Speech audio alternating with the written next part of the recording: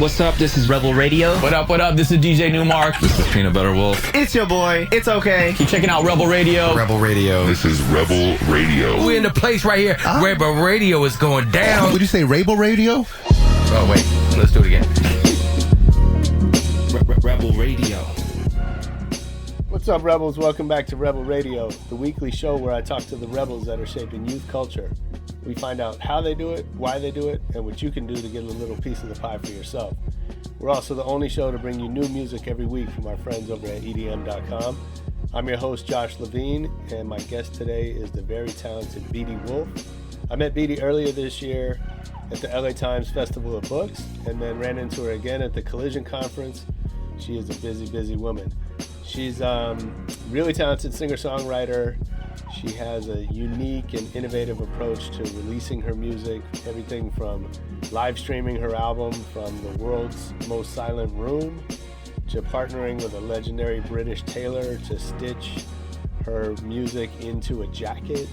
Lots of other great stories about her vision for not so much just promoting her music, but showing people how music can affect them and how it can really touch you in different ways than you might be expecting. Great stories coming up from Beatie Wolfe right after our EDM.com track of the week.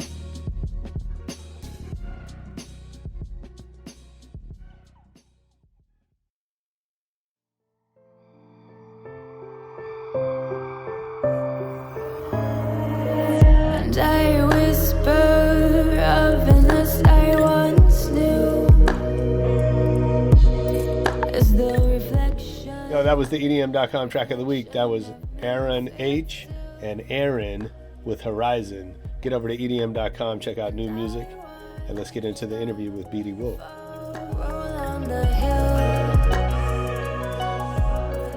Thank you for doing this. Oh, pleasure. I'm excited to talk to you. I learned about you through Collision, and they were gracious enough to kind of connect us. Yeah. And I know we were meant to speak then, but just following your story is truly fascinating. And so I'm excited to hear what you're up to and how you got there and all that. But I know we were just talking about AI, and so my theory that you are free to disagree with. So I was telling you in Cannes, I was arguing with this guy about whether AI will replace songwriters, human songwriters. And I think the real answer is no. But the music industry, for the most part, only cares about streaming right now. That's a slight overstatement, but not that big of an overstatement. And because, after losing money for 15 years, they're now making money, and it's coming from streaming. And I think, that's an algorithm. What makes it into Spotify and makes it to the playlist and the top of the charts is an algorithm, which means it can be optimized, which means that machines will do it better than humans. So that's what the labels are incentivized to care about. And so that you're already seeing that in the signing choices they're making, right? That go meet with a label, they'll tell you, we're looking for things that will stream a lot. Yeah. So they're making those choices now in a kind of haphazard way, but some smart technologists will figure out how to use machines to optimize that and do it better than humans.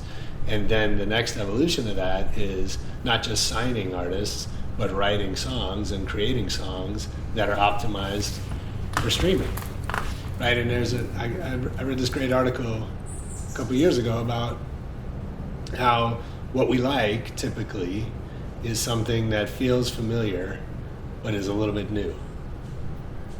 Right, and that's kind of the evolution of pop music. That how mainstream music evolves is like songs feel a little bit like what we're used to. Feel mostly like what we're used to, with something that feels like we're just not listening to the same old song, right? And those tend to be really popular. So you could absolutely teach a computer how to do that. So I think people will always. That doesn't stop 14-year-olds or however old you were when you started writing music? 8. 8. Okay, so that doesn't stop 8-year-olds from writing whatever's Yeah. in their minds and their hearts, right? But in terms of the industry and the financial engine Yeah. behind music, I think it absolutely makes sense for computers to do most of that. I agree, because I think that, as you said, so much of that has become so formulaic and so algorithmic and paint by numbers, and so to have, as you say, like, to have AI doing that, it's kind of just obvious. Sure. But I think that I just find what is going on right now, I think so much of it is going to change, like, so drastically, to the point where the streaming platforms that are relevant at the moment, and all fighting for relevancy and all fighting, for just to stay afloat. I think that probably in a couple of years, it's going to be a very different landscape. Absolutely. And so this whole idea of even building stuff for these platforms, building music that has a certain BPM that gets to the chorus within 5 seconds. We're not even talking about getting to the verse, not Right. even Yeah. having an instrumental at the beginning. It's like, what we're seeing is songs have become jingles, like, so extremely. And I think that people ultimately, maybe they're comfortable with it in terms of just having something on in the background, but I think people crave music that deeply moves them and connects and makes them feel and stays with them, and that's why you see so many people kind of returning to the albums that they loved when they were kids, and Sure. you do see that nostalgia because so much of that music was made with the intention of making great art and uplifting rather than being the top streamable track. Absolutely. And so that's what I fundamentally believe is I think there are a lot of things that will never go out of fashion. A great album will never go out of fashion, just like a great film or a great book. Great storytelling is really what makes us human, and it's what allows us to feel and connect with one another, and I think that is something worth believing in. Nice. Well said. All right, well, that's a good start. But let's talk about you. That was kind of about, you got something of an insight. I think so. How did you? So at this point, you're a game changer, according to the press on you is pretty spectacular. I think Wired said you're one of 12 people changing the world. Apparently there's only 11 others. So I want to talk about how we got to this point. And so you were telling me earlier about getting into music as a kid. How did that start for you? I always loved storytelling. From a very young age, the sort of mode that I operated through was storytelling. So, writing like plays, getting my dad to transcribe these stories, which apparently I did from like age 3, and I'm sure he found incredibly tedious. And just being fascinated with imagination, and then realizing that I could put my stories to music, and you had the power of words and poetry combined with the power of melody, and suddenly those stories could touch more people and move people in different ways. And at the same time that I kind of started writing songs, which was about 7 or 8, I discovered my parents' record collection, and I just saw these records as musical books that I could open up. Tell me, what was one of the records? One of the records, Some Girls Okay. and Abbey Road. Yeah. The Who, it was live, My Generation, in this paper cover. Even though I don't like The Who, I hate to admit it, but it's one band that I've just never been able to really get on board with. And Donny Hathaway live in '71. So many, and I just I really did just think of them as these, musical books that you could read like a story with, the liner notes and the lyrics and the artwork providing this amazing backdrop for the music. And through that album, you could enter into the world of the artist and the story of the record. And it was like a gateway, onto that world. And I remember sitting there like age 8, just pouring through these records and thinking, oh, what worlds can I create for my albums? And so that tangibility, that sense of ceremony, like putting on the needle, having the headspace, that feeling of the album telling a story, it was all so much part of the music for me. It was all kind of interlinked. And when it was time for my first album to be released a number of years later, I couldn't accept that it would just be this digital download. It was just like, it was actually just not an option. And like, even after records, I'd spent all my money growing up on CDs, tapes, I just... What's the first thing you went out and bought for yourself? The first thing was Blood, Sugar, Sex, Magic. Okay. I didn't actually buy it because I wasn't allowed to. So I'd heard it. I was in this little fisherman village in Portugal with, my mum and brother, and these crazy guys who we were staying with would just be playing it. They had a bar and a restaurant, and they were just playing it on repeat. And I remember going down and like, one of them just singing the whole like "Suck My Kiss," like all these like pretty inappropriate gestures, but it was all very on the line of actually just being good crazy rather than bad crazy. And I just remember hearing it and thinking, this is the coolest thing I've ever heard, and I want to make a record. And it just kind of set my world on fire. And like, we went back to London and my mum was like, you cannot buy that record, like it's so inappropriate, you shouldn't have even heard it.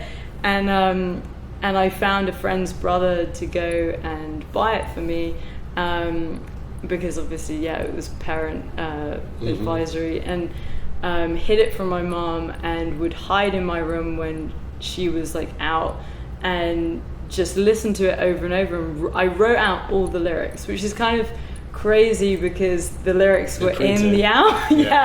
But like, I was so obsessed with it, I just wanted to know every word. And so I can still sing the whole thing, like as soon as Power of Equality comes on until like So Psycho Sexy, and then you have that weird outro, like every word of that album. And it was such an album that you couldn't listen to, like you couldn't put on Breaking the Girl or whatever without going through track 1 and 2. It was this whole journey and story, and the segues were super amazing. And I just remember like just falling in love with it so much. That's so cool. I mean, I think that's it's interesting to hear you say that, because generationally we think that that's something that people older than you would like really spend time with the music and dig into the lyrics and have that complete experience. But I think that is, I don't know if kids are doing that now, or even, I mean, they'd have to work a lot harder to find that stuff. But I think I think not doing it, they're missing out. So at what point did you start thinking of music as a career? I don't think it was ever thinking about it as a career. I think I just knew I had to do music. It didn't feel like an option, and I remember having arguments with my dad where he's like, you're never going to make any money and you should go and do, I think he even said PR, which is just so weird coming from him. Like, it's just not even something he would say. It was just this thing where it really wasn't a choice. I just had to do it. It was what I felt I'd been put here to do, and it was the thing I cared about the most. And the interesting thing is, obviously I've now, like, I guess you know, I am a musician, but I'm also, you know, kind of an artist in a wider sense, I guess, because of the ways that I've presented the albums. But everything about the tech, the art, the design, you know, all the other stuff that I do that feels kind of out there and, you know, pretty wild, it's all about creating a space for an album to be heard in this magical way. Like, that's what it's all about. It's like, how do you create a vinyl experience for today in a way that people haven't seen before, where suddenly they're like transfixed by this musical jacket or deck of cards or 3D vinyl for the phone or Space Beam or whatever it is, and it reminds them of how much they just love music, because, you know, that something's triggered this thinking of, oh, this is not just your regular, you know, stream that you have on in the background, this is something else. So the career of being a musician has definitely been broadened by, you know, the other things I've brought into the mix, but all of those things that I've brought into the mix are actually about pointing back to the music. So was there something or someone that shifted you in that direction? I want to talk about some of the stuff you've done, the deck of cards and all the crazy ways that you've brought your music to the world. But were you thinking that way from the beginning, or was there something that shifted to make you think differently about how to release your music? I think when you hit an obstacle, that's when, you know, you're actually blessed in many ways, because that's when you really get creative. So what was the obstacle? The obstacle was realizing that tangible albums were not relevant anymore. Yeah. And for me, that it just wasn't going to be okay. So were you going down that traditional path, trying to get signed and make you know, traditional albums? No, I was not. And I had, you know, in the early days particularly, I had a lot of, you know, pretty flattering offers, and I would sit in offices and like look around and see these huge pop stars on the walls and think, where am I fitting in with that? You know, and then numerous conversations of like, okay, so we're going to put you with this producer and drop the band, and, you know, and I'd just be like, but have you listened to my music? Like, this is, you know, it's like some electro producer, and I'm making like, you know, Leonard Cohen, Elliott Smith kind of pretty raw acoustic music. And at that point I think it was something that I could just never even compromise the integrity of, even like 5%. It was like, if I'm doing music, I want to believe everything I'm singing, every note that I'm making, everything I'm creating, I have to stand behind. And otherwise I would really rather do anything else. Like, I couldn't do it and not have that total like focus on just it being true and real. So, you know, there were a lot of things I turned down, and then I was realizing that I wanted to put the record out myself, and I didn't want it to be just a digital download. And I was thinking about everything, like music boxes, like what if, you know, you wound it up and then you had the box open and there was kind of a little like silhouette of me, even, you know, just something really basic, and the record played, and then I'm like, yeah, but then the sound quality would be shit, and the production, you know, would cost it would be insane. Yeah, sure. And so it was just, I was really trying to figure out what it could be. And I had a conversation. I'd actually weirdly just come to LA for the first time as, you know, on like a visiting. And I had a conversation with this design company, friends, you know, who I actually ended up doing Raw Space with. They did all the animation and AR for that, called Design.io. And I was just saying to them, look, if I gave you pose the question of like, how could you put a record on a phone? Like, everyone is on their phone now, but how could you have a sort of tangible vinyl experience on your phone? And we just had this conversation and sort of brainstormed, and they'd actually just come across this product that was at a tech expo called the Palm Top Theatre, which had never been used before, had literally just come out. It's this Japanese design that converted your phone into a mini theatre for the palm of your hand. And so we were like, okay, well, if you could have a vinyl app, with the liner notes and the lyrics and the artwork and the music in this way that really did feel kind of nostalgic, but then you could slot your phone into this little Japanese device and suddenly you could watch this performance like no one had seen before, and your phone was transformed into this magical viewing platform. That would be pretty cool.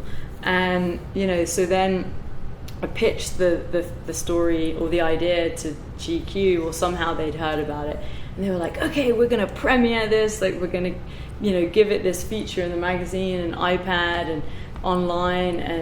And then the head of apps for Apple UK and Europe wanted to meet. At this point I was like, I don't even know if we can make this work. And like it was so by the skin of my pants, because I was like promising that yeah that's great, it will need this amount of or like leave this space for it because it will be a real in-depth piece. And actually I'd gone into the meeting with the apps guy having not got the beta version until 2 minutes before, and I didn't want to cancel the meeting because I knew I wouldn't be able to see him. He was it was available for like 1 day in those 2 weeks. And so actually as I was showing him, it was the first time I'd seen it, and I was pretending like, this is how it works, like super slick. So everything was just a lot of blind faith in the beginning that it would work out, and if it didn't work out, it didn't matter because it didn't exist beforehand. So like, what are you going to lose? And it was just so lucky that it did, and it worked. It didn't just work, it worked brilliantly, and the response to it was amazing. People were just totally like transfixed, and it's weird because I still sometimes show people that first record now and think they'll be like rolling their eyes because it's so out of date. And the number of people that are like, oh, why you should release this again now because it was so ahead of its time. But it was never about figuring out what the format was. It was about asking the question, and it was about exploring potential between the digital and tangible that people weren't thinking about. It wasn't saying, this is now going to be the new CD or vinyl. So the response from the first record, which was 2011-12, like that was what made me feel like there's more to explore here, and there's like deeper to go with this intention and this idea. What did you learn from that experience? I learned that we're actually at our most creative when we're out of our depths, a little bit, and I think when you have, I think that when you're creating something that really hasn't been created before, and that whole thing of the fear of failure, there's something really amazing about when failure is such a huge part of it. Like when you really think every day it's probably not going to work, then you stop being afraid of failure because you're living with it, and you're like, it probably won't work, but because of that you're braver and you're more committed, and the clarity of your focus becomes, I think, even more enhanced, because it's like when you're scared, suddenly your senses are heightened, So I think that's something I really learned, is just is actually just to embrace that feeling of just like falling, Well, it runs, I get it, and at the same time it runs so counter to what I think is so common in the tech world and in entertainment, which is this hubris that of course we're going to succeed, right? Like every asshole with a business plan and an app is so sure that his that he's going to have the next unicorn. Yeah. And they're all wrong, except for 3 people, right? Yeah. And so, you know, what you're talking about is really the opposite, is that, like, let's go in and fail. And I think a lot of people, when faced with probable failure, that's the time they'll give up. So I'm curious, what makes you not give up? I've always had a very weird thing where if someone gives me a compliment, like I'd remember this when I was younger, if someone, like, say I was playing a song and someone said, oh, it sounds really great, I would screw up. Like, I would always screw up. Whereas if someone was like, you can't do it, like, this isn't gonna work, I would become so determined that Really? was So I think I've always been motivated by, not by proving people wrong, but by sort of not being complacent. And, you know, when you're not complacent and, you know, you really do think that sort of you could just fall on your face, I don't know, I just think I think that we are actually using probably so much less of our potential than we really could be. You know, and you read these stories of, like, how, you know, a woman in a tiny village in Italy saw a kid under the wheel of a car, and she was able to lift the car. Like, people do these extraordinary feats when they're faced with no other options, you know. So I wonder, you know, you mentioned all those albums at the beginning of this conversation that inspired you. Every one of those guys lost the plot somewhere along the way, right? And they stopped innovating, or stopped maybe connecting with the why. I don't know but I'm curious why you think that happens. You know, in the history of popular music, it's I've played this game with friends. It's almost impossible to find anyone who's stayed at the top of their creative game for more than 10 years. Yeah. I'm trying to, and now I'm doing maths. Yeah, fine. Prove me wrong about that. I haven't. There's a couple. Yeah. There's a couple, but not many. I mean, I would say if Elliott Smith hadn't died, I think he would. You know, I really believed in his integrity and his trueness, and, you know, I think he was pretty unwavering when it came to just being an artist and just being real and doing what he loved, and not, you know, getting sidetracked with any of the other crap. Okay. Cool. But yeah, no, I But, hear you know, when we talk about the Stones, the Beatles, Yeah. the Chili Peppers, right? It's Leonard Cohen was pretty consistent, as per my cat. okay. Fair enough. But it's really rare. Yeah. You know, that any, and I think maybe, you know, Leonard Cohen, Elliott Smith are great artists. They're not successful at the level that the Rolling Stones Yeah. or, you know, Yeah. I mean, nobody was. So, Yeah. you know, but I know that, you know, I'm asking you to guess, but why do you think that is? I think so. It's like Wes Anderson.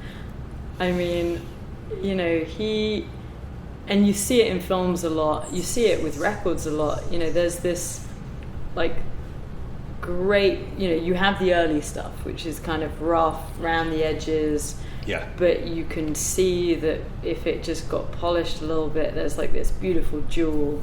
And then you have the kind of point at the seesaw where it's like right in the middle, and they've got a bit of money and they've got some investment, and they can kind of suddenly go from like totally DIY or more DIY to then like, oh, I can execute this because now there's the Thriller. resource. Yeah, Michael yeah, Jackson's exactly. Thriller, right? And that's like the sweet spot, you know, like whether it's Rushmore or the Royal Tenenbaums or something. Mm-hmm. And then, you know, the money starts pouring in, and it's like there's no longer the blank space. There's no longer that white piece of paper of like, oh, I have this space and what can I pull into it? Because you've got all this stuff that's there, that's just sitting there, like, but you can use, you know, Bruce Willis for the cameo, and you can have this, and you can do, and you can 3D print, you know, gold bubbles out of your Tesla car or whatever crap it is. And as soon as you get to that point, I think it's incredibly difficult to be creative because you no longer have limitations. It's like Matisse said, you know, when he was confined to his wheelchair, like that was when he was the most creative, because he had to do these pictures with a pole that he then attached, you know, tools to, and he'd make these paintings.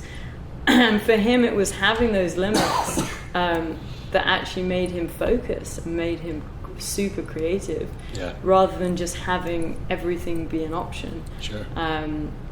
So I think, and I think it's very difficult to maintain a feeling of being grounded and a feeling of humility and a feeling of realizing that as quickly as it's you, it could be someone else. You know, I think it's very easy to get swept up in that like God complex. So how does that apply to you when you have a bunch of smart magazines and people telling you how brilliant you are? I don't think I do it. It's not that I don't think. I don't do it for that. You know, I do it because I really believe that if I can change even an iota of how people think about music, or how they appreciate it, or how they realize that it goes way beyond entertainment and it's something core to our humanity, like that is kind of what I want to do, and that's the intention. And you know, in the same way that, like, so, you know, Jim Henson is a big hero of mine, and I remember reading that he said, you know, from when he was about 8, like he realized he just wanted to leave the world a little better for him having been here. And it sounds it can sound kind of evangelical, but that is truly it's truly what I want to do, and it's really what drives everything. So, and also I never believe it, you know, because I think I have some sort of complex where it's never enough, you know, and it's not on a success monetary, not on the puff stuff, none of that. It's not that it's never enough from that perspective, but I know that I have to do more. It's like this feeling that, but then, you know, it's just this insatiable feeling. And, you know, I'm sure some psychiatrist would relate it back to like feeling that my father never saw what I did, or, you know, or whatever. I'm sure, you know, sure. That connection is probably likely to be made. But no, I just think it's that, you know, time on this earth can feel very long or it can feel very short, and I've always felt like there's just a lot to do. So is that why you every new project comes out in a different way, right? Well, and every project was born entirely of from inspiration, and never did I go into, like, I didn't enter the Bell Labs anechoic chamber thinking I needed to create a new record and stage it from there. I didn't go into Montague Square thinking I was going to make a musical jacket. And so explain what those are, because I don't. I'm I'm sure our listeners don't necessarily know, and I read about it, and I still fully don't understand. No, so yeah, the first album had happened. That was 2012, and then actually I was working on this music and dementia project for a number of years, sort of in between album 1 and 2, and that was entirely philanthropic. A study, you know, looking at how music can help people with dementia, but specifically this study focused on music that people had never heard before. So It was looking at songs that, you know, music people were, those patients were literally hearing for the first time. And it wasn't triggering memory, and it wasn't, you know, working in the way that a lot of research has actually sort of proved that, you know, if a song triggers memory, you can bring someone back. And, but this was the first study to look at music apart from memory. And that's kind of a whole other story, but it went on to, you know, it was then picked up by Stanford and Oxford and the American Alzheimer's Association, and a couple of months ago it was read at the House of Lords in the UK as part of a report to get music in all care homes in the UK by 2020. So I was doing that. That was where my head was at. And the one thing that was fascinating, it wasn't the only thing, but there was this belief going into care homes that if you had a lot of stimuli around, you know, the patients, that something would trigger, you know, something, and more was better than less. And so you'd have radio and television, and, you know, someone, you know, telling a story or whatever. And actually it was the opposite. It was when you switched everything off and you had, you know, a focused performance, or a carer was giving a resident a deep hand massage, and that was when you saw the most incredible, you know, reawakenings. And honestly, after doing that project, which is still ongoing, you know, having seen the reactions to music that I saw, which was so incredible and moving and important, you know, where, for example, one guy, David, whose family had stopped visiting him, and it, you know, he was virtually catatonic, and the carers just wanted one sign of engagement, like a smile that they could send to the family, say he's still here. Within the first 10 seconds of the first song, having been totally unshakable, as soon as the music started, his eyes were wide, his arm was moving in perfect time to this opening. And he later got up in a later song in the set, and everyone was like, what's happening? What's he doing? And he actually was getting up to dance with one of the carers. And at that point, I was like, I cannot watch this because I'm going to mess up this song by like... Sure. But, you know, you see that and you're thinking, okay, music is doing something that nothing else can do in those extreme conditions, and it sort of trickles down to make you realize if it's doing that in the most extreme conditions, what's it doing to us just on a regular level? You know, and why are we thinking of it differently? You know, it's not until the point that we're disconnected that we suddenly realize that music has this value.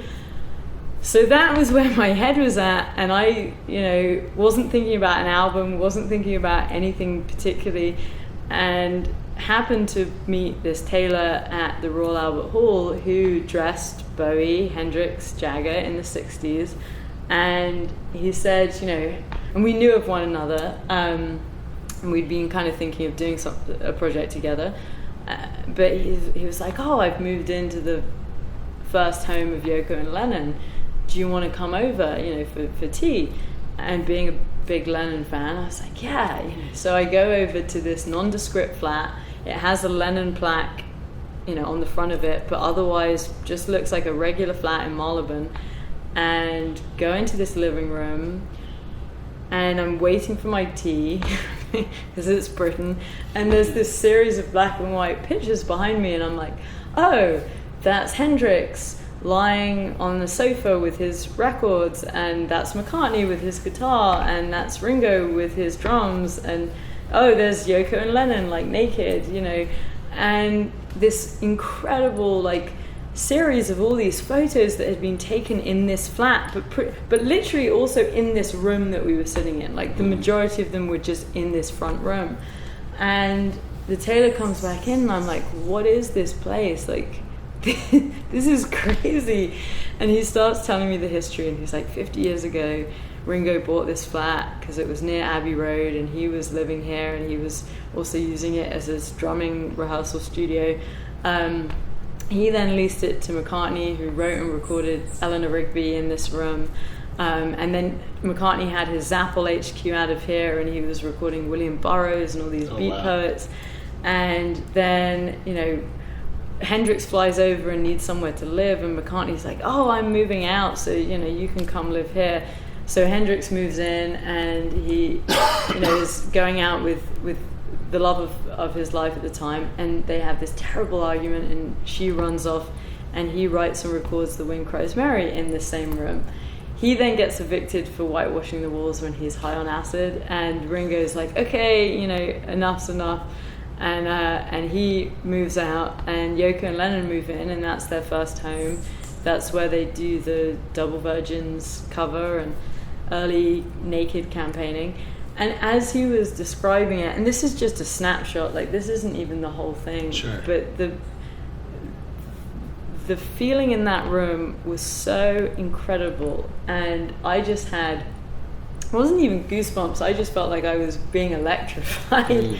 And I just knew there was something we had to do. I was like, the house, if there's a way that we can tell the story of this house that is like this rare jewel. You know, the Gallaghers had tried to buy it and turn it into a studio but failed. Like, it's this legend of Montague Square that so few people have ever been to. Like, if there's a way of telling its story, of telling the story of the Taylor and actually weaving it in with the story of a record, like, how amazing would that be? And I'd had this loose idea in the back of my mind, but it wasn't fully formed. And literally 2 days later I went to a book launch for a friend, and met one artist who told me that she converted music into fabric. That was all she said, gave me her card, and I went away and I was like, this is it, we're gonna have this night, you know, we'll invite sort of the founding fathers of rock journalism who've been dying to come to this place, and like but also the tech guys, but have very intimate audience, record the music live in this room where all these incredible songs were written, and have that recording with the resonance and the history and the audience be translated into a piece of fabric by this textiles designer where every thread is a note, and that fabric will tell the story of this record, and then that can be cut by the tailor who dressed Bowie, Hendrix and Jagger into a musical jacket, and it will be one of one. It will be like the album jacket reimagined, and you know, it will literally look at music as art. And I said to the tailor, like, soon, you know, the V&A is going to be calling up, and the V&A Museum will be calling up and asking to have the jacket featured in its collection. And like a week later, I got a call from the curators of the David Bowie Is show, saying, you know, we've heard about your musical jacket, and could it be part of this exhibition, and would you come and talk alongside Bowie's designer and do a performance and represent the future of music? And it was great, it was nuts, you know, and this was not in no way part of any plan. It was so not a plan, but it just happened with so much like fluidity, and you know, it just had an energy of its own. I tell you, and at the same time I was thinking, okay, I don't just want I want to create something that everyone can experience, like the app, you know, like the 3D app, and not just have it be confined to if someone walks into a museum where the jacket's being shown. So I was having a meeting with the CEO of this printing company called Moo, and he was telling me about these NFC-enabled business cards, which were literally about to be launched. He was very excited. And then separately, he showed me this collection box that they designed for Art Basel, where it's this beautiful box. You opened it up, there were 10 slides, which each corresponded to a painting from the collection with the art and the information on the back. And I didn't realize that they were two separate conversations. I thought, well, why wouldn't you create like a beautiful, tangible object? To me, it just looked like a mini box set of vinyl. So I was like, why wouldn't you create a mini box set of vinyl that has NFC, where every slide or card is a track off the record, and you have the lyrics and the artwork on those, on each card, you can then tap it to your phone and pull up the music video and all of this other content and obviously the song in this instantaneous way. And so, the album was also released as the first, deck of cards, which, then it was kind of two funny stories because I was asked to present my work at Apple's Cupertino Town Hall Theatre, and literally Apple were about to unlock NFC at any point. Like every phone has NFC, but it was sort of, it was imminent that Apple would unlock it and then the deck would be perfect, and they hadn't. And I was doing this talk, in the famous Steve Jobs Theatre and to their VPs and various other people. And I said, look, the deck needs NFC, so shall I just skip this part of the presentation? And they were like, no, this idea is amazing. You have to show it. So for 5 minutes there was, and it wasn't even like a Google Pixel, it was like the most hideous like Microsoft phone. It was doing this demo of the deck like on the theater screen, and I found out afterwards from like the VP of software, he was like, I've been here for 20 years and I've never seen anyone be able to do a non-Apple demo. And so it was kind of funny. But the deck, like we're actually for the V&A show, like the art center in Pasadena, they're designing, the dean of the art center is gonna have each card designed by a different top international designer for the Raw Space deck. So this was launched with the Montague Square album, but now we'll be doing a second version of it. Cool. And it's one of those things where actually Leonard Cohen and his team wanted to release You Want It Darker on as an album deck when he saw it, because it's like, this is amazing. So it is something that again has endured. It wasn't just a sort of momentary thing that was kind of relevant at the time, because it wasn't dependent on the tech, it was dependent on the idea. So that was Montague Square. That's amazing. Typically, I think if you're managing a music career, you're thinking about what's going to sell the most tickets or the most albums or the most streams, as we were talking about before, or whatever. And so, what drives these decisions for you? I know you talked about the why, but how do you put those through a business lens? I don't know. I honestly don't know. I mean, I think that, obviously with Raw Space, which was the last record, it was the, and working with Bell Labs and having them essentially sponsor it, which is so rare, in terms of, without going into anything, what they gave as support for the record and the execution of that vision, you would never be able to do with any label. I mean, like even if you were like the biggest artist, they just wouldn't want to do that, and they wouldn't want to put the money into it. Because it doesn't scale. So I kind of think that by doing great stuff and people wanting to work with you, you actually create other revenue streams. This is me, it's always out of my comfort zone to say that, not to say that, but to even think like that, because I am so driven by what inspires me and what I think will inspire other people. But, having crossed over from not just being a musician, but being a speaker and, an innovator, you do end up actually going into spaces that traditional musicians wouldn't, whether it's podcasts or talks or special kind of openings, or the ability to be able to perform and then speak and and kind of even then do an interactive demo of something to inspire, which I've done for pretty much all of the streaming services. Sure. I've gone into Of course. Beats and Apple Music and Amazon and whoever else, and like presented the work that I've been doing as a way of them trying to be more innovative. So it's kind of, I don't know, I just think that, you know, I just know that I have to do it, and I feel with every project it's got more, not refined, but it's like, you know, Raw Space was definitely the best execution of the vision to make an album feel like it was coming to life around you.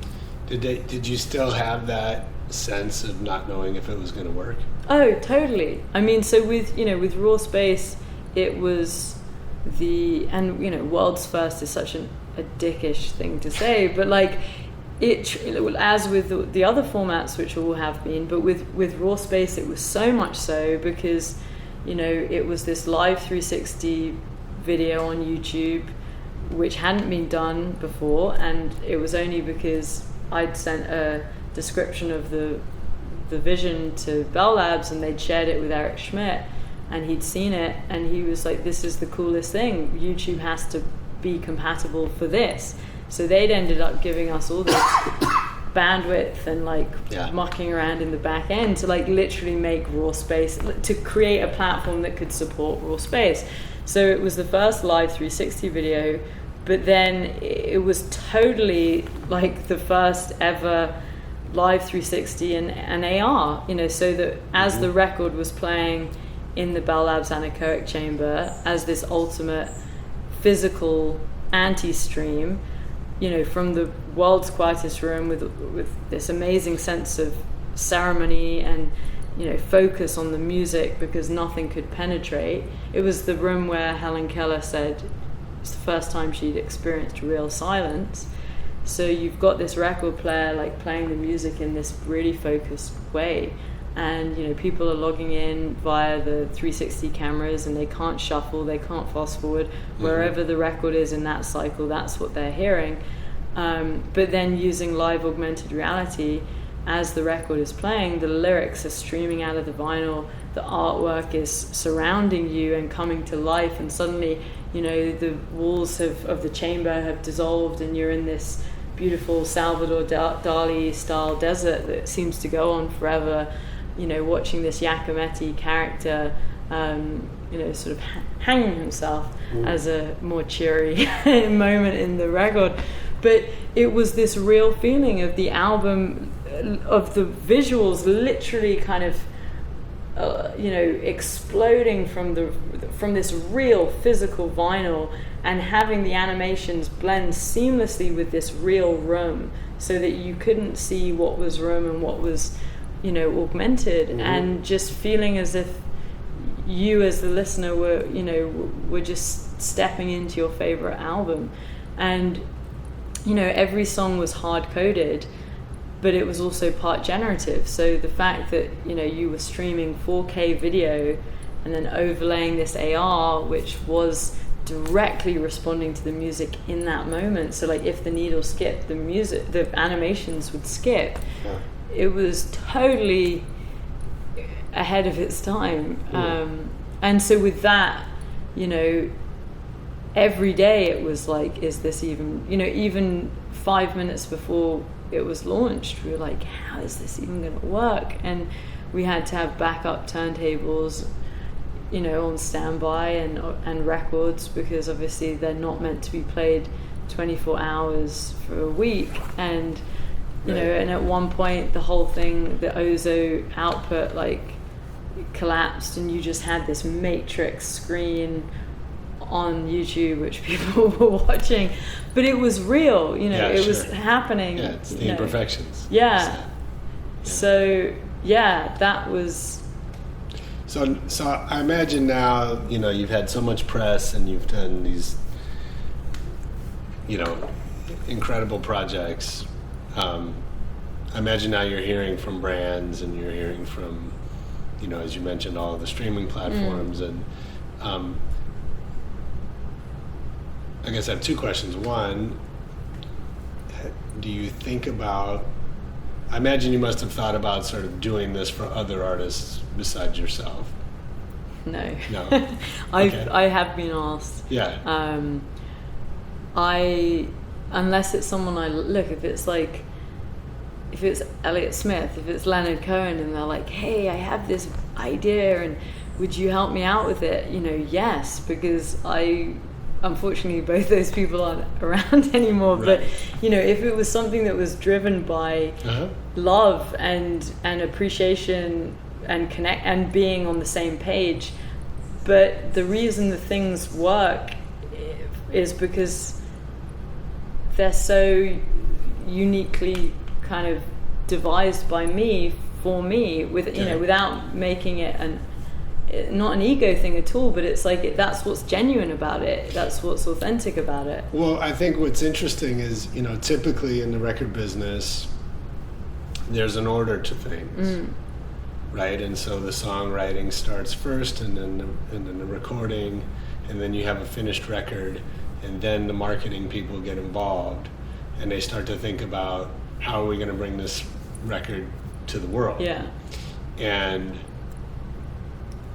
it sounds like that doesn't work for what you do, right? That those things become intertwined and maybe kind of happen overlapping. Yeah.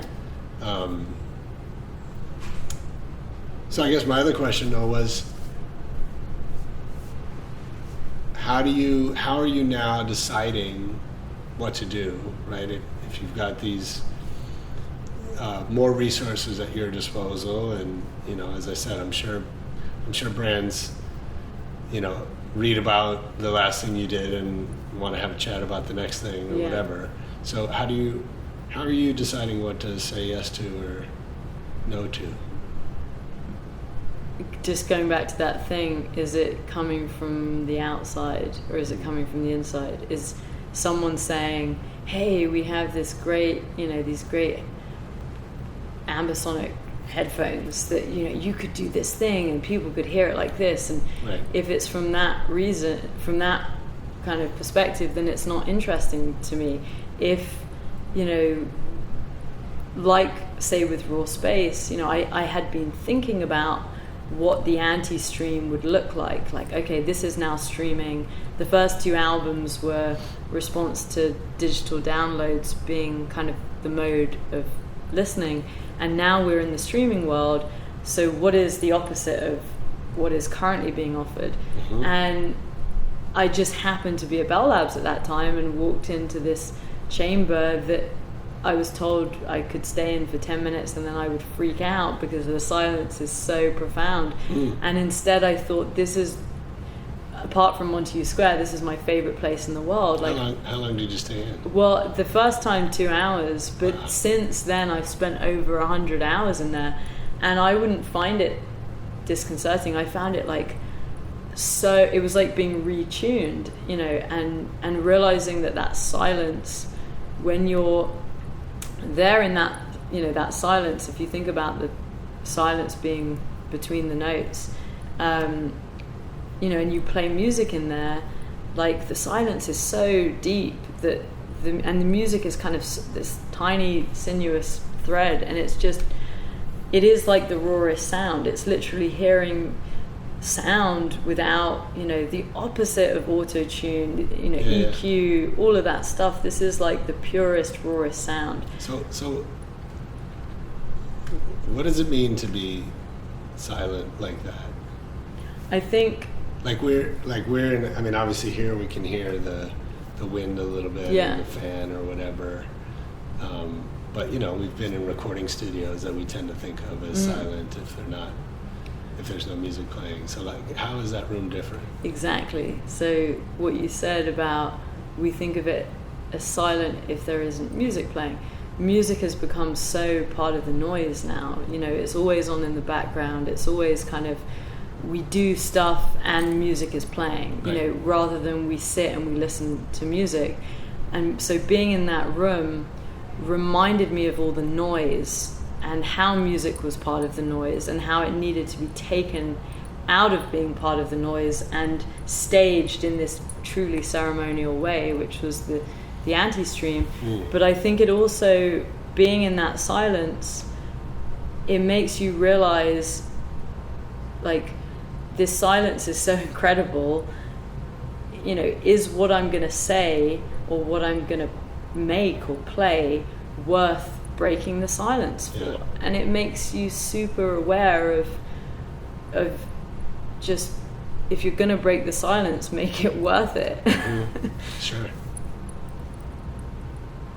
So, just to go back to your question about the brand thing, I think I wish I could say I have done it, but I've honestly never done anything based on someone calling up and saying, hey, we have this stuff, what do you think? Yeah. Could I do it in theory if it was a good fit and I liked what they were doing and it was kind of it had its place? Yeah. But like, so far for every project, it's been born out of, exploring that idea of what a vinyl experience could be today, and then literally looking around me and being like, this room, this anti-echo chamber is the perfect place for this anti-stream, and how is it gonna be built from beyond that? It's never been a case of like, so we've got this Ozo camera, what could you do with it? So basically you're saying, don't pay you any compliments and don't pitch you any ideas. That sounds like... It sounds like that's what I'm getting so far. Yeah, exactly. Just tell me... Just tell you can't do it. Yeah, and then be quiet. And create an amazing space. No, I mean, I... Lock you in a silent room. Yeah. It doesn't always have to be silent. It can be a room where some of the greatest rock songs were written as well. Okay. All right. Get it. What are you going to do next? Make some music. Yeah? Yeah. So, I have the V&A show, Victor and Albert show, coming up in September. Okay. That's going to be an exhibition of all the albums and all the designs, and it's huge. This gallery space it's intimidatingly large, and the museum has only done this for two other musicians, Bowie and Pink Floyd. I heard of them. So like with that, the thing that's wonderful is it kind of is this. It's the first time all the albums will be presented alongside each other, so the dots will finally connect. People will realize that a musical jacket and a deck of cards and a 3D vinyl and a space chamber are all essentially the same thing. And it will be almost like, not like the end of a chapter at all, but it will feel like, a demarcation of what I've done, and kind of be put into that context, I guess. And really after that, I mean, there are always things, I have multiple things I'm thinking about right now in terms of what could be really incredible. Sure. But I also just want to give, sometimes I think maybe I need to, if it is all truly about the album, but pulling off these projects are huge feats and they take a lot of time, and part of me is just like, I just want to maybe spend that time just on the music. So there are a few very exciting things coming up on that. Okay. Yeah. I read something you said that you mentioned your goal is to open people's eyes to what music can do. You talked about that a little bit in the case of dementia, but what do you think music can do? I think music is magic. I think music can remind us on the deepest level of why we're here, of our humanity, of our empathy, our sense of self, and And, you know, just on a neurological level, not to bring science into this, but, you know, to quote Oliver Sacks, who inspired the whole Music and Dementia project, music imprints itself deeper on the brain than any other human experience.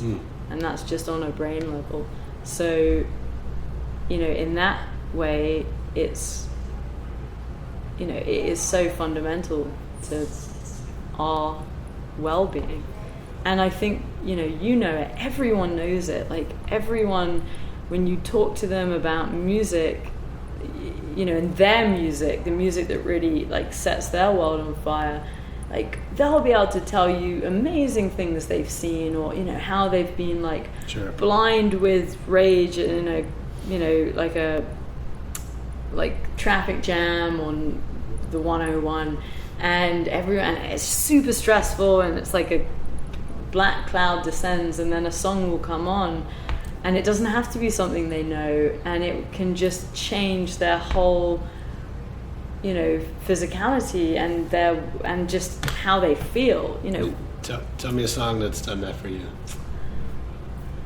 David Bowie and Tina Turner singing Tonight, which was a song that he wrote with Iggy Pop, and not many people like it. Okay. A lot of people think it's very cheesy, but there's a kind of a funny story where I was hosting the live stream and stage for Pandora at South by Southwest 2 years ago, and I'd been talking for I don't know how many hours, and I was so exhausted, and it was the following day, and I was at this Amazon barbecue because I've done a couple of things with the music guys there, and I literally wanted to avoid everyone and just like hide in the bush, and so I was like sitting under these trees, like totally antisocial, and this guy came over and we started chatting, and we somehow got onto our Desert Island discs, which are the 8 tracks that you take to a desert island, you know, very old British radio show. Sure. And I have them all figured out, and I, like, from the initial introduction, I was like, oh, this guy does, you know, admin for Amazon, you know. He wasn't on the music side, but I was like, he has really good taste in music, and I got to this David Bowie track, and he was like, oh my god, that's my favorite Bowie song, and everyone always argue with me, and it's so good, and we kind of carried on, and then he was like, god, this conversation is reminding me of when I used to review albums for a living, and I was like, oh yeah, you know, thinking that it was some little blog he had on the side, and after a couple of hours we were like, okay, we've got to go, like you've got to go try and chat to other people, and I left, and the music guys I know there came up, and they were like, how do you know Nathan Brackett, like he's our new boss, and so Nathan had been the executive editor for Rolling Stone for like 20 years. But so what's kind of sweet is just but like we both love that Bowie song, and everyone would always tell me how cheesy it was, and I think would also tell him, but you should definitely listen to it because it's super good. All right. So I have a little lightning round that we like to end with. Tell me one decision that's changed your life forever.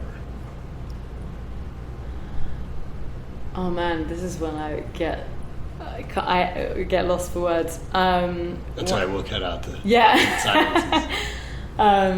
One decision: not becoming an antiquarian bookseller like my father. That's an exciting profession, I'm sure. Yep. Complete this sentence. I don't have talent, I have blank. Determination. So if I worked for you, what's something I would hear you say over and over? The eye of the farmer fattens the pig. Holy shit. What does that mean? So it's, my dad used to say it when I was a kid, and it didn't make any sense, and then he explained it one day, and it's a Swabian expression. A what? Swabian, Bavarian. Okay. And the idea is very simple. If you're the farmer and it's your pig, you're gonna see things that no one else will see. So just by you being there and watching it, you will ensure its growth, you know.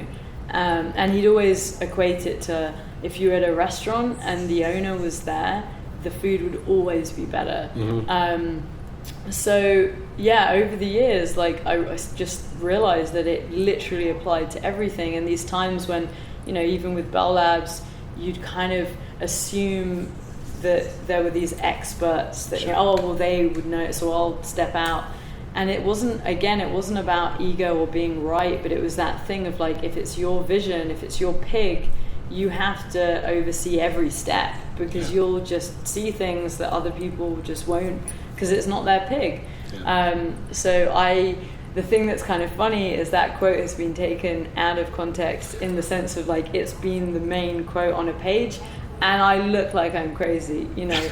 And then it got to the point where I couldn't even I was trying to Google it to see if it existed, and you can't find it. So then I called my dad and I was like, is this actually a real quote? And he was like, yeah, but they never translated it from the original language. So yeah, it's kind of funny, but that one. I mean, that's interesting, because I think, you know, most musicians, probably creatives in general, miss that point. That, you know, typically they want to leave things to the manager or the label or the agent or, you know, the stylist or whoever. Yeah. And then often they end up unhappy with the results. One is, you know, it comes down to, if you don't care, like if actually you are happy just to be told what to wear, or like, then it's fine. Then actually, you know, you don't need to be the farmer in that scenario. But I think when the vision is so acutely yours, and that could be anything, it doesn't have to be applied to this, it could literally be anything, then it's just really important, you know. And I think that it actually makes the difference between things being good and being truly great. It's just those little details that would get missed if you were out the room, you know, or off the cool. Sure. Who would you be most excited to learn as a fan of your work?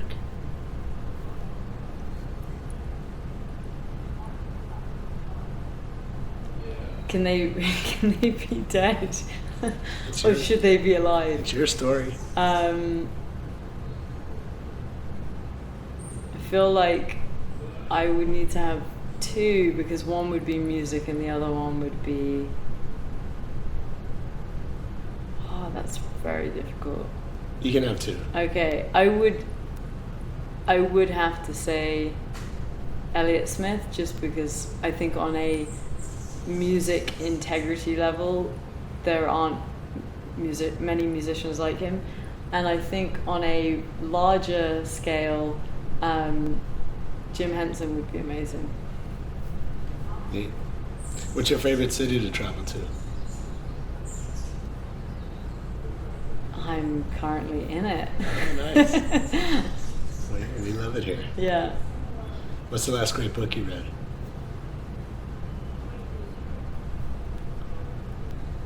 His Dark Materials by Philip Pullman. I don't know if you come across it. It's like a bit of a... said like a bookseller's daughter.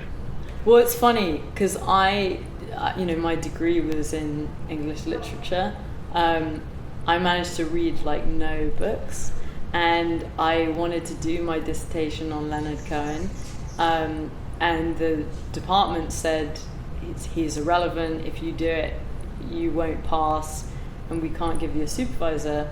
And it was so frustrating, because I hate reading. If it's between sitting down and reading, I would want to be writing. I always felt like if it was one of the two, I'd write. And so I was so annoyed, because I'd found this subject that I was really excited about, which was looking at how Leonard Cohen like kind of straddled like truly being a poet with also being a songwriter, and how he would write these songs that were so poetic they could be studied as poems, but he'd write these poems that were so lyrical that they would jump off the page. And and I ignored everything that they said and did it on my own without like any help. And not that you need help, but it was kind of weird them all saying that this would fail. And it ended up getting the top mark in the year, and it was published online, and a copy ended up on Cohen's desk. So you read it, and that was actually what began the whole conversation, which then led to the conversation about the deck, the album deck. And we were talking about if I could maybe open for him, or, you know, various ideas to collaborate. Yeah. But that again was such a lesson in the difference between doing something because you love it and it will potentially connect you with so many things beyond the next kind of goal, or just doing something to like get over that one hurdle. Sure. You know? Yeah. You'll have to come back and tell us how you get an English literature degree without reading. But yeah. What movie have you seen the most in your life? I reckon it's between The Princess Bride and Baz Luhrmann's Romeo and Juliet. Those are good movies to spend your time on. Yeah. Who's your favorite DJ? So there was a great DJ called DJ Derek, who was like this. He was like one of the oldest DJs in the world, and he opened for me for this gig in London. And he just used to play like cassette tapes, and they would just clap a lot of reggae. But yeah, he I'd say DJ Derek, if he's still alive. I've not heard of him. That's cool. I love learning about DJs. Yeah. That's amazing. Cassette tapes. Yeah. So cool. Thank you for doing this. Oh, pleasure. This is so much fun. Real pleasure. We'll follow you. Where should people follow you? Where should people follow me? I guess everywhere. Is there online. one channel that you pay the most attention to? No, I'm pretty good. You know, between Instagram and Twitter and and everything is Beatie Wolfe. You know, I'm lucky to have a weird name. So Sure. Yeah. You own it. Yeah. No Beatie Wolfe 1287. Nice. Well, Nice. Definitely come back. Let's promote the next project. Yeah. Not that you need my help. Oh no, Josh, this has been super fun. So much fun.